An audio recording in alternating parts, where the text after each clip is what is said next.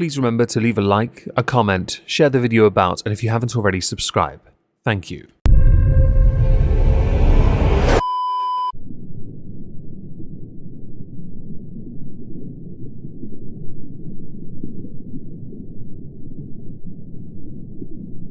Well, isn't this just fantastic? Captain's Log, Subdates 230209.6. As we plan for our final meeting, I've positioned a strike team with a magnet to take some forks in for questioning. I kinda need to know what happened to the spoonery, and whether or not any of spoon culture can be salvaged. Hello everyone, welcome to the exhibition of stupid people. Today we're going to start with Lord of the Bins, a catchy name for a waste, collection company, as if it wasn't obvious enough, that operates across East Sussex and West Sussex. Dan Walker and Nick Lockwood, who run the company, were recently contacted by Middle-earth Enterprises, who own the worldwide rights to The Hobbit and Lord of the Rings trilogy. They've been given a cease and desist for their name Lord of the Bins, because they believe they are in breach, they believe Lord of the Bins are anyway, of their copyright, their trademark. They claim that customers could think that they were endorsed by or affiliated to Lord of the Rings, which I fundamentally disagree with. In the case of Nick Lockwood and Dan Walker, what might not help them is that underneath Lord of the Bins waste clearance, it says 1 ring to remove it all, because they cannot afford to go up against the might of Middle-earth Enterprises. They're going to have to spend thousands of pounds, along with a bit of effort, rebranding to appease a multi-billion-pound company that somehow thinks that this could in some manner negatively affect their business. As if the Rings of Power aren't doing a bang-up job of that already. You can tell when some companies are a bit too petty because they go after things like this. Nintendo are renowned for this kind of crap as well. Anything that vaguely resembles something of theirs, they'll go for you, including names. Except for Pokimane. Pokimane is safe. She's kid-friendly and totally never a hypocrite. Ever. So moving on from that, we're going to go to an article I noticed via Unilat titled Die-Hard Red Hot Chili Peppers fans vow to never see them perform again after their latest concert.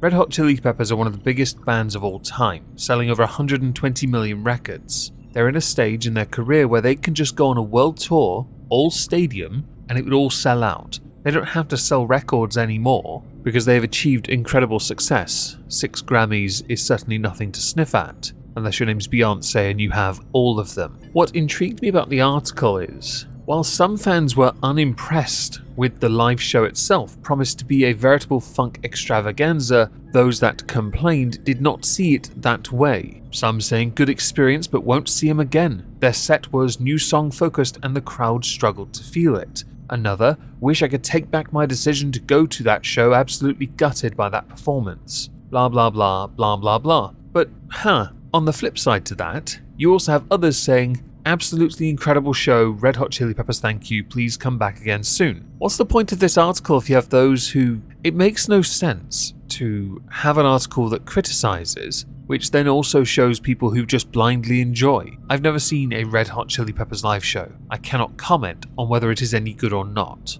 I find the idea of this article though kind of pointless, in the context that if you're going to lead with the complaint but then finish with others who have positive things to say, you are not lending any credence to what the negatives say at all. You would have thought also, if it was perhaps not so well received, that there'd be more complaints, but it turns out in your own article you seem to have more people hitting positive than you do negative, which seems a bit silly really, doesn't it? I can't be the only one that thinks this. So to take a complete swerve, we're going to talk about Ukraine and Russia. I am not going to give you an opinion on that part, just that we're going to talk about it. The reason why is because it has become quite polarizing and I don't need that on this channel. It is far too much effort. Stop it. Recently, Ukraine security services hacked into a Zoom call between Moscow and its Ukrainian supporters to then tell them that they have been charged with treason before blasting them with the national anthem. The divide culturally between Ukraine, East and West especially, has been exacerbated over the past 13 years.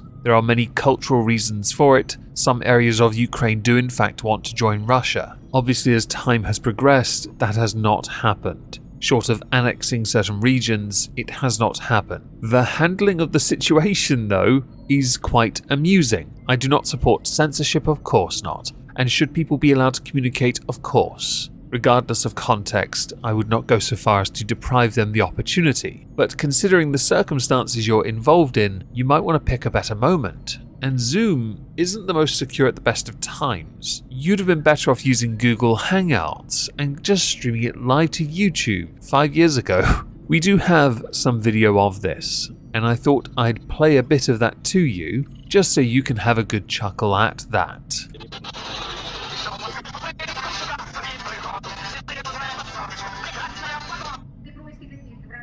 Врагов поиски, я по-любому. Господа коллаборанты, служба безопасности Украины всех вас обнаружила, срисовала. Вы все теперь с завтрашнего дня буквально будете находиться в международном розыске. Вы все будете нести уголовную ответственность по 111 статье. Государственная измена.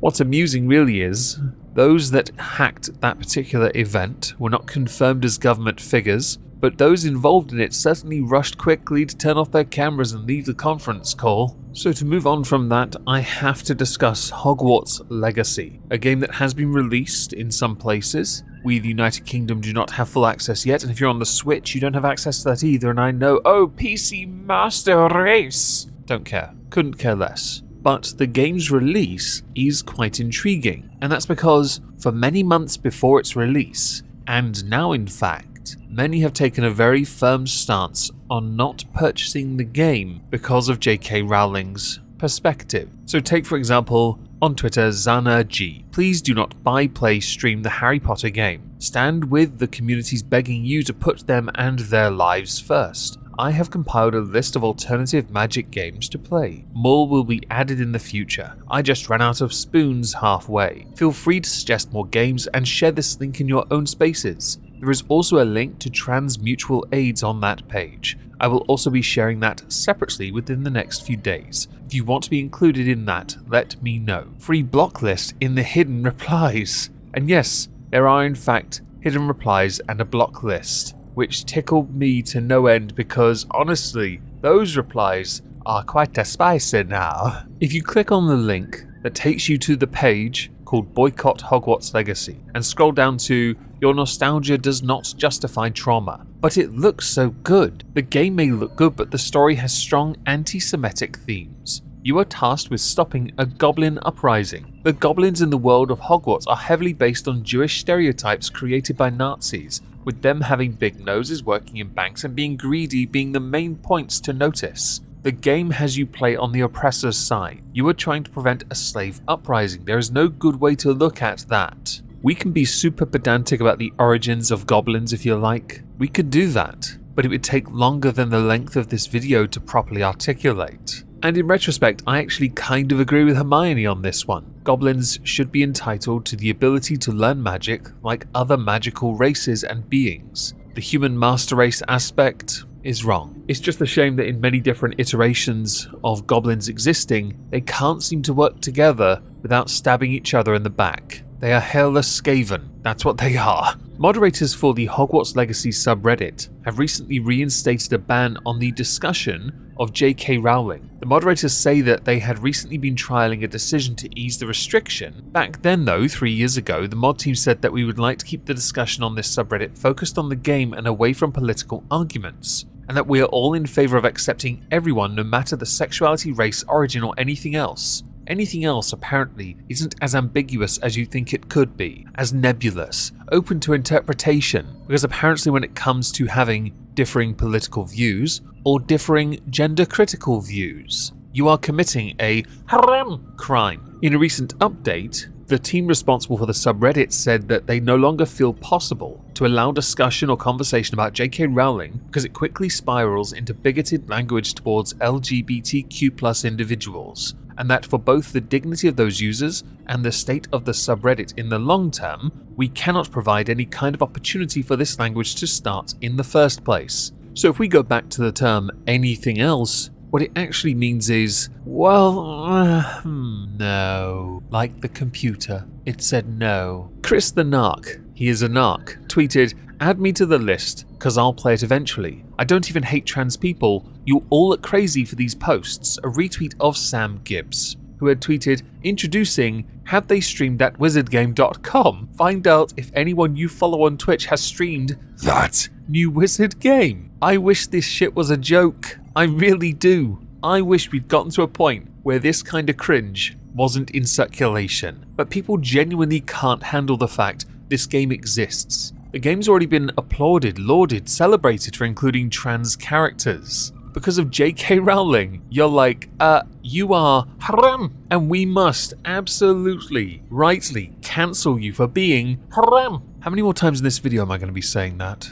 It's getting quite tiring already. I can barely curl R's at the best of times. Now, should people buy the game? Why not? They're not in some way infringing upon the rights of the others, they want to play a good video game. That's what they want to do. I'm going to wait for it to come out on the Switch, and yes, I'm going to play it as well, because I am a console peasant. This feels very much like the vegan thing, where, like being a PC master race, you have to tell people you're a PC master race. And we know you are, because you've already told us. The point really, if you ignore that bump, is, it's just a game, the rights to it, and she gets no royalties from it, are not in her hands. So you're not supporting her, you're supporting the wizarding world. Although I won't deny a recent rambling on a radio show has not done her any favours. To finish, we're going to talk about Jake Paul. At the end of this month, he shall be fighting Tommy Fury, the younger brother to Tyson Fury, in a light heavyweight boxing contest in Riyadh. An individual by the name of Preston Lopez travelled to Puerto Rico where Jake Paul is training for this fight. Lopez had lost a bet with Jake Paul. They both wagered on the TCU versus Georgia Bulldogs national championship game. TCU were destroyed 65-7,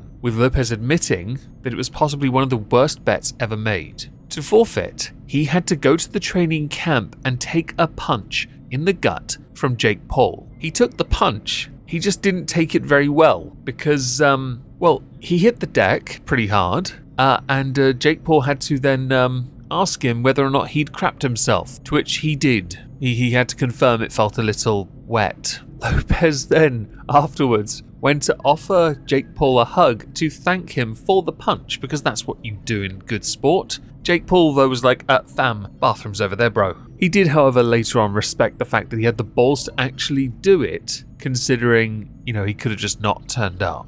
My view on Jake Paul boxing, generally, for the sport of boxing, it has attracted a newer audience. But I really don't want him to succeed too much, because I like boxing, and Jake Paul has yet to actually face proper boxers. His record is good so far, if you think, fighting people who are mostly retired is good. People who aren't boxers by trade. Tommy Fury does have boxing pedigree. He's a bit more of a reality star these days. A bit more of a pretty boy, but he does have some talent, so I'm still not entirely sure if he wins. I'd like to believe Tommy Fury does, but I'm not sure. Mostly because we've not really seen Jake Paul test it at all, nor have we seen the same for Tommy Fury, so it's possible they're both at the same level, but I do kind of want Jake to lose. I have done since day one though, just because while it is good for the sport to bring in a new audience, I'd like it to just stop at a certain point, and for him not to get close to a world title. Not that he stands any chance of beating Dmitry Bivol